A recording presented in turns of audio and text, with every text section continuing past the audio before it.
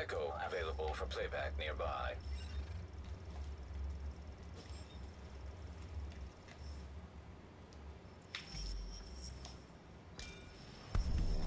Well, here I am, Aaron Keener, the First Wave's prodigal son. Normally I'd do this face-to-face, but I'm not 100% sure which way it'll jump. You act one way when Ms. Lau is watching, and another way entirely when you're off the leash. That's an interesting contradiction. You see, I think that deep down, you get it. You know, the old rules, laws, governments. Those things died on Black Friday. But the feral PMCs, the convicts, the ones smart enough and good enough to take what they need, they'll survive. Me? I'm gonna prosper. Oh, you could too, but you took an oath, right? You got a duty. Those are both ways of saying that your conscience is fucking you. You ask yourself, who has earned a right to tell you what to do? Do you know how many agents died to hold the Dark Zone, just for the brass to give up and put a wall around it? You don't believe me? You should check the place out for yourself. But the people you're working for, they're irrelevant now. Amherst changed how the game is played, and I have got the vision to win. I got Chernenko, I got a DNA printer, and a very interesting recipe book. I'm gonna write my own rules. You should think about getting in on this thing. I'll be seeing you.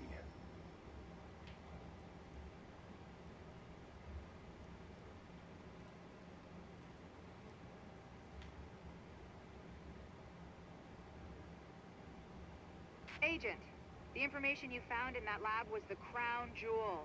I think we can break this thing now. But we've got some more information. A voice from the grave.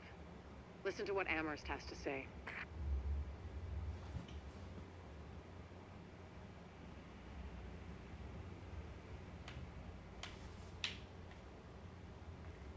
Yeah.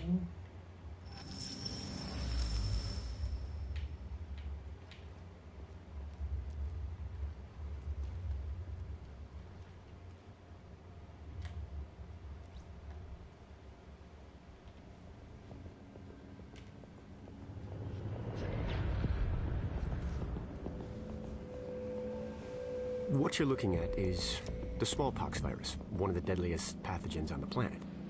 For centuries, it did a wonderful job of helping keep the human population in check. But times change, and sometimes Mother Nature needs a hand in improving her creations.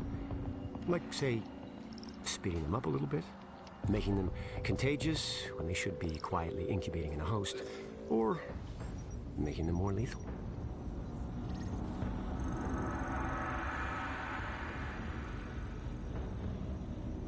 I didn't come up with the approach on my own. My friend Vitaly is one of the pioneers in the field, and the idea has been around for years. Genome as data. You see, once we digitized DNA, we made it infinitely mutable. We could do 1,000 virtual variations in the time it used to take to grow a one-lab-grade generation of pathogens. And we could pick the best, most lethal combinations and make them real. That's how you make a killer virus, you see. Mix in genetic code from other diseases, and you move the sliders all the way up on lethality and virulence. The goal was a 90% mortality rate. I'm not sure my green poison is going to quite hit that, but honestly, that's just details. As long as most of humanity goes, the Earth stands a fighting chance. Technically, technology is what's killing the planet. But that's not really the case. It's the greed that drives the technology. But a funny thing happened on the way to $100 genome maps and 3D printed plastic toys. Someone figured out those technologies could be repurposed, modified for the greater good. Me. Now, my virus is going to do what nature's always done. Decide who lives and who dies.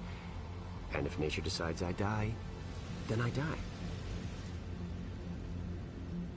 If nothing else, I'll have a lot of company. Natural selection at its finest, helped along by a little unnatural genetic manipulation. It's all data, really. Life's just a method of processing it. The same way I processed the smallpox genome on my laptop. And who's to say that wasn't the plan all along? If, by some miracle, you survive green poison, then nature's decided you deserve to live. The rest of us shouldn't and won't. Godspeed. I'll see you in hell.